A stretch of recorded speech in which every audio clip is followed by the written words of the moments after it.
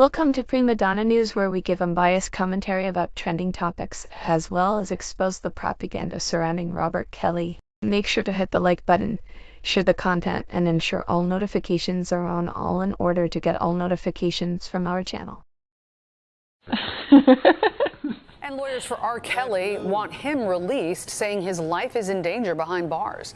They filed an emergency motion this afternoon, claiming officials with the Bureau of Prisons are trying to have him killed. Kelly's lawyer named two people who claim they were solicited by the Board of Prisons to kill him. These are people who seek to kill Mr. Kelly rather than allow the corrupt criminal conduct of those who manufactured his convictions be exposed. Correction, Bureau of Prisons. R. Kelly is currently serving a 30-year sentence for child sex crimes. His lawyer says they're seeking a presidential pardon. We did ask the Bureau of Prisons about the allegations. They said they do not comment on pending litigation. It should be obvious the way mainstream media is reporting on this news with Robert Kelly, their attitudes and the bias they show towards all of the propaganda that has been allowed to be plastered all over these platforms for years. People want to be oblivious to the fact that individuals attach themselves to these storylines that a specific journalist called himself putting out here for 20 plus years, but didn't want to get on the stand and testify to. It should be no surprise why we saw some of these cast members from Surviving R. Kelly begin to surface on these platforms trying to keep their storylines going. And it should also be no surprise why people like me and Dana J screenshotted and recorded a lot of this information that people thought was going to be deleted or hidden behind all of their shenanigans interfering with Robert Kelly's due process. Now, it shouldn't take a genius to recognize how I was able to spot some of the hypocritical opinions surrounding this topic, especially if those doing their research uncovered some of the same things that I did that was unleashed in trial, especially when it came to this so-called sex tape that even other celebrities wanted to acquire back in the day, but now want to spin as though it was CP and manipulate the public, thinking that this man has been accused with sleeping with all of these minors, even though all of these accusers on the stand were grown-ass women giving stories of things that they allege happened between 95 and 2015, while presenting to a grand jury how Robert Kelly was a threat to the community, while telling the public we need to mute his music, even though we saw how everybody else was allowed to sit up and profit off of this man, while people turned a blind eye to the corruption we saw playing out on these platforms involving these witnesses being coerced and intimidated by individuals who wanted them to go along with their narratives. And the general public will never sit back and ask the questions as to how these people were able to get out here and publicly collude with one another, tamper with these men's witnesses, present janky-ass evidence in which nobody will question the chain of custody, considering so many people will come out talking about these copies of tapes and having information about this, text messages, voice recordings, etc., and having all of this exclusive information from these sources exposing the corruption going down in order to keep R. Kelly down.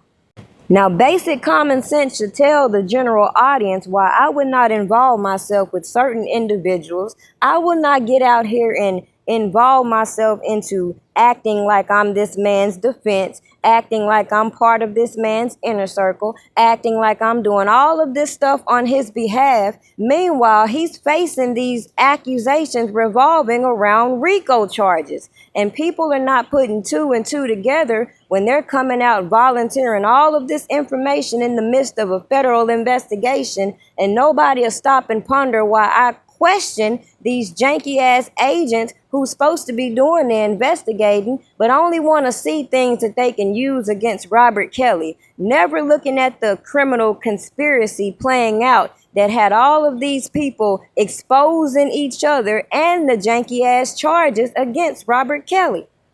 We saw specific individuals that have been labeled victims come out here and defend the man. Then we saw people engaging with them to the point that all of a sudden they end up on the witness stand and flip the script. Yet even when information comes out through the transcripts that this man clearly was not preying on minors, that specific individuals were deceptive with their age, even though when it comes to the law, they won't give a damn. But anyway, it don't even matter when it comes to the age when this man is being charged with the Mann Act, which is sex trafficking, which is transportation of individuals across state lines. Yet because so many people were activated to come out here and insert themselves in this man's case, violate his civil rights, play with specific witnesses, people will sit here and ignore how they were able to manipulate these ages and give the impression he was trafficking minors, when in actuality it was grown women testifying to these allegations they claim happened 20 plus years ago. People will ignore how they are consistently abusing these RICO laws, even targeting President Trump himself. So when individuals like Michael Avenatti want to get a pardon from Trump and act like he wasn't a party to trying to extort Trump, just like he did R. Kelly, it's very funny how people want to react to this new news. But hey, just like these special agents would never admit how janky their investigation was, just like these courts will never admit the corruption they allowed to play out, it's no surprise why people have to use multiple avenues in order to pursue justice for Robert Kelly, and that includes seeking a pardon from Donald Trump. That doesn't exclude any other remedies that could help this man, considering we see exactly what happened. We saw the height of the Me Too movement, and we also know that, as I said long time ago, all of the work they did, all of the millions they spent to get their convictions will eventually vindicate Robert Kelly from all of these years of allegations that scammers and frauds have been allowed to piggyback off of, trying to extort the man based off what everybody thinks about this and that. Somebody make this shit make sense. Was this about justice, or will the people start to wake up and realize how these individuals have played in their face, how these people continuously pushed a janky agenda?